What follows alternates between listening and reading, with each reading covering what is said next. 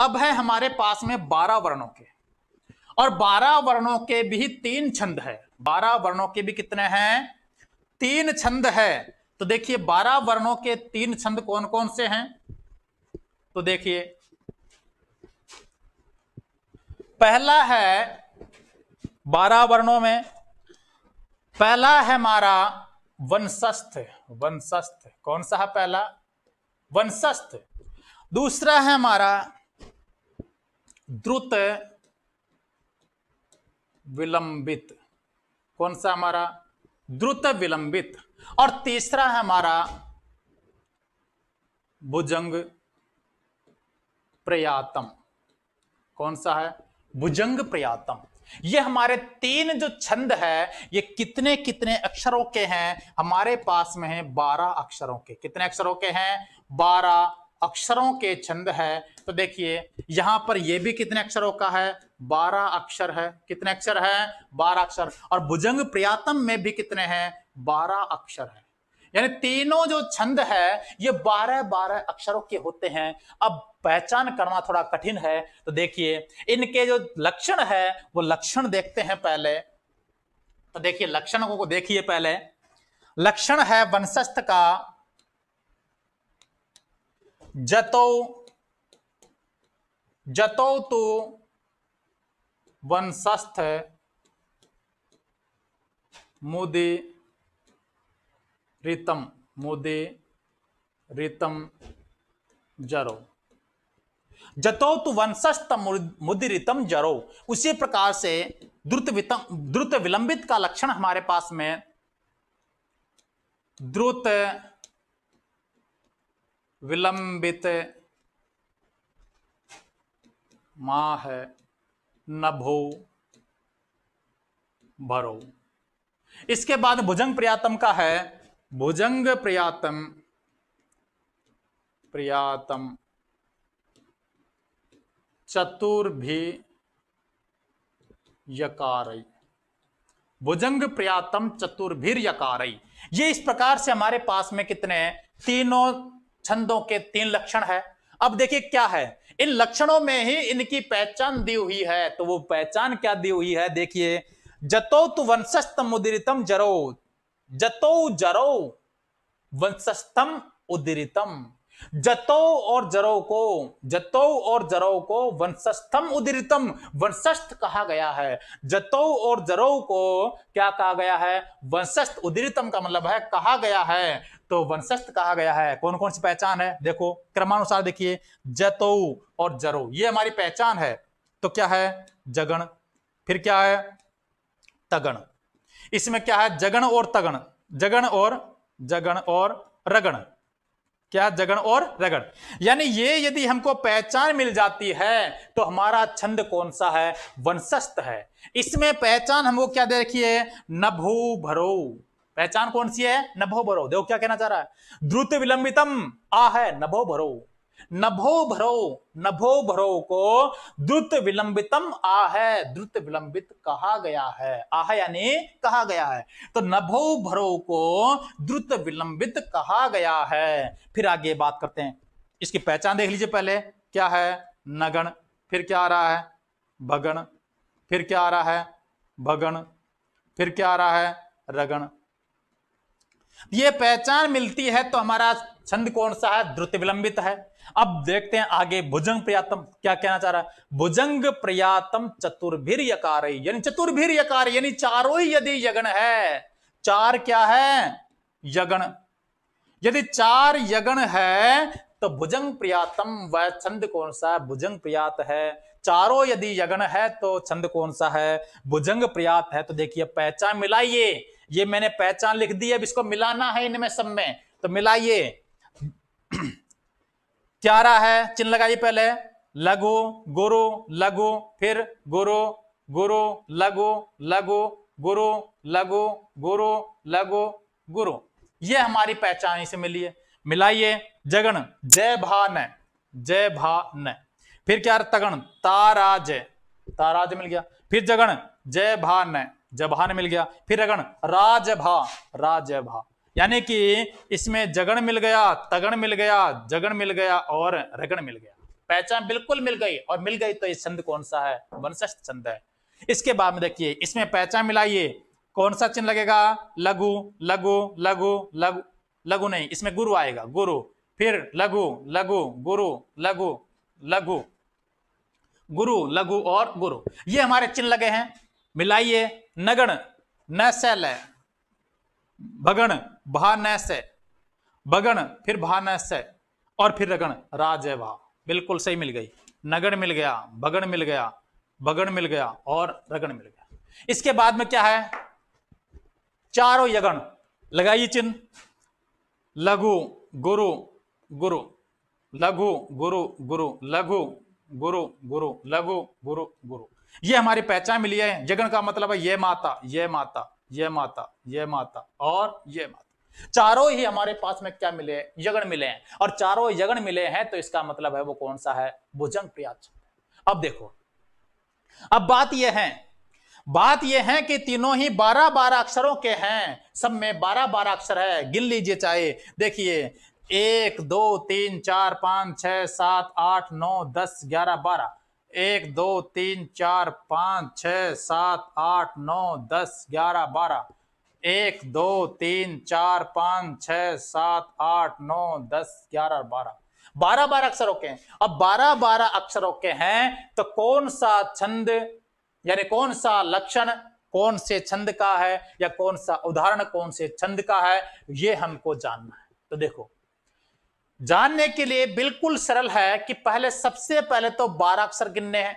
12 अक्षरों पर यदि आ गए तो आप इन 3 छंद पर आकर टिक गए कि तीनों में से कौन सा है। अब इनमें से भी ढूंढने के लिए सीधा सा तरीका है जो वंशस्थ है। इस वंशस्थ को आप पढ़ने की दृष्टि से वशस्थ समझ लीजिए। क्या समझ लीजिए? वशस्थ। इस वंशस्थ को आप क्या समझ लीजिए? वशस्थ, ऐसा समझ लो। यानी कि इस अनुस्वार को हटा दो थोड़ी देर के लिए। कितनी देर के लिए? थोड़ी देर के लिए, समझने के लिए आप इसको हटा दीजिए। मान लीजिए किसी का नाम रमेश है और रमेश को हम रमेशा कह करके बुलाते हैं तो रमेश ही बात करके आता है, तो इसलिए हम वंशस्थ को यदि हम वशस्थ भी बोल देंगे तब भी वंशस्थ ही आएगा। इसलिए आप टेंशन न कीजिए, आप वंशस्थ की जगह इसको वशस्थ पढ़ लीजिए। द्रुत विलंबित को आप इसी रूप में पढ़िए और भुजंग प्रियातम को भी आप इसी रूप में पढ़िए। अब देखो, उसकी पहचान के लिए क्या करना पड़ता? पहला गण आपको देखना पड़ेगा। अब आप ये भी कंफ्यूज जाएंगे कि भुजंग प्रियातम में कौन सा गण था, यगण था, नगण था या फिर जगण था। तो उसकी पहचान के लिए आपको मैं क्लियर कर देता हूं कि जो इनका नाम है उसी में चिन्ह लगा लीजिए। देखिए इसमें क्या चिन्ह लगेगा? लघु गुरु लघु, यानी कि आपको क्या चिन्ह मिल गया? लघु गुरु लघु, लघु गुरु लघु। देखो पहला अक्षर आपको, यानी पहला गण आपको क्या मिल गया? जगण मिल गया। किसमें? वंशस्थ में मिल गया जगण। इसका मतलब है नाम में लगाइए चिन्ह और उसमें लगा दीजिए चिन्ह। किसमें? उदाहरण में। यदि एक जैसा मिल जाता है तो वंशस्थ है। आगे देखिए क्या कहना चाह रहा है, इसमें भी चिन्ह लगा लीजिए। क्या एक गण का लगाना है, ज्यादा नहीं लगाना है। लगाइए, क्या लगेगा? लघु लघु और लघु। क्या मिला आपको? लघु लघु लघु। तो देखिए यहां पर लघु लघु लघु, इसका मतलब है पहला क्या मिल रहा है आपको? नगण मिल रहा है। यदि ये नाम में लगा लीजिए, ज्यादा नहीं लगाना आपको। नाम में लगाया, यदि आपको नगण मिल गया और उदाहरण में भी नगण मिल गया तो इसका मतलब है कि आपका कौन सा छंद है? द्रुत विलंबित है। फिर देखिए आगे क्या है। आगे भुजंग प्रियातम को देखिए, क्या चिन्ह लगाइए? लघु गुरु और फिर क्या आ रहा है? गुरु, क्योंकि यहां पर गए लेकिन पीछे आधा पे आ रहा है इसलिए क्या आ जाएगा? गुरु आ जाएगा। तो लघु गुरु गुरु। देखो लघु गुरु गुरु, इसका मतलब है कि इसमें भी आपको पहचान मिल चुकी है, और मिल चुकी है तो आपके लिए बिल्कुल क्या हो गया? सरल हो गया कि आप नाम में लघु गुरु लगा लीजिए कि जिस नाम में जैसे चिन्ह मिल रहे हैं और उसी वही चिन्ह यदि उदाहरण में मिल जाते हैं तो वह उदाहरण उस छंद का है। जैसे मैं अब आपको मैं क्या लिख रहा हूं? उदाहरण लिखा रहा हूं। उदाहरण में बताना है आपको कि यह कौन से छंद का है, कौन से का नहीं है। तो देखिए मैं यहां पर उदाहरण ले देता हूं। मैं लिखा यहां पर, मैंने लिख दिया यहां पर नव पलाश पलाश वनम पुरा है।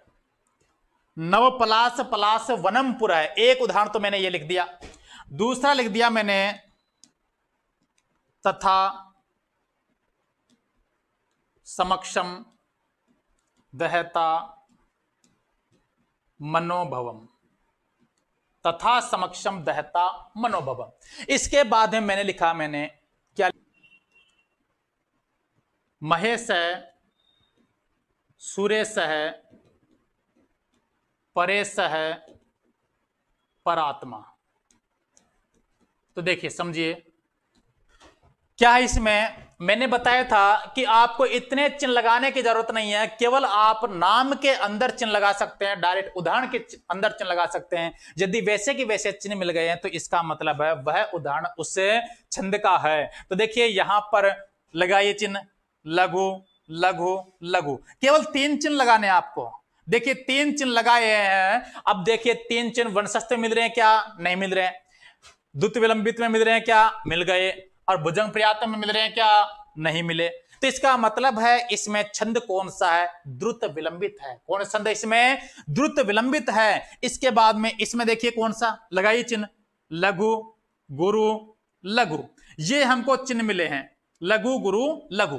देखो लघु गुरु गुरु आ रहा उधर, लघु लघु और लघु गुरु लघु। देखो ये मिल गया हमारे, लघु गुरु लघु, लघु गुरु लघु। इसका मतलब है कि इसमें छंद कौन सा है? वंशस्थ।